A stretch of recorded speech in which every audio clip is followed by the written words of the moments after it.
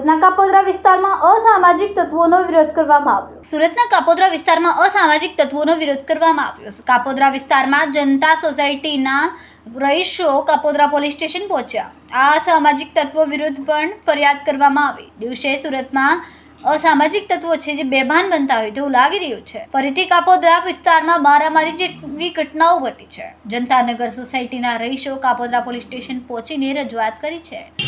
મારું નામ રોહિત વાઘાણી છે. કઈ સોસાયટી છે અને શું પ્રશ્ન છે તમારો?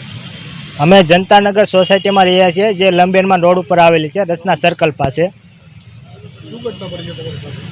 ઘટના કાલે નહીં જેવી બાબતમાં કારણ વગર બોલાવીને ફોન કરીને બોલાવેલ. મને એમ થયું કે કામ હશે તો હું ત્યાં ગયો, તો કેમ મકાન ખાલી કરાવશે એમ કરીને ભાડું વાતે સીધી મારઝૂડ કરીને ગાળાગાળી કરેલી. કોણ છે મારો? હવે એ લોકોના મને નામ તો નથી આવડતા, ખાલી ભાડે રહેશે 14 નંબરની બિલ્ડિંગમાં જનતામાં. હું ખાલી એડ્રેસ જાણું છું એ લોકોનું. તમે આખો મોરચો લઈને આવ્યા છે, શું રજૂઆત કરી તમે? બસ અમે એ પ્રમુખ પદે હું છું સોસાયટીના, તો મારી રજૂઆત એટલી જ છે કે જો મારી સાથે આ ઘટના થઈ શકતી હોય જિમ્મેદાર વ્યક્તિ ઉપર, તો આમ પબ્લિકનું શું?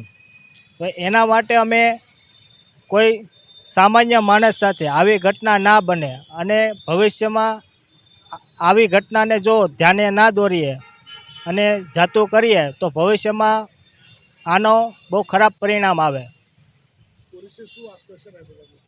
પોલીસે અમને એવું આશ્વાસન આપ્યું છે અમે પૂરતી કાયદાકીય પૂરેપૂરી કાર્યવાહી કરશું. કેટલા લોકો છે આવા સોસાયટીમાં આવા અનેક લોકો છે. હમણાં 2 વર્ષથી અસામાજિક તત્વોનો ઘણો રાફડો ફાટી નીકળ્યો છે મોટો. અમે વરાછામાં બી પોલીસ સ્ટેશનમાં 2 વખત અરજી આપેલી છે. ત્યાં બી અમે કીધેલું છે કે ભાડું વાતનું સર્વેયું કરો કે કેટલા લોકો ભાડા કરાર વગર રહે છે. સમય મીડિયા ન્યૂઝ સાથે સુનિલ પાટીલ, સુરત.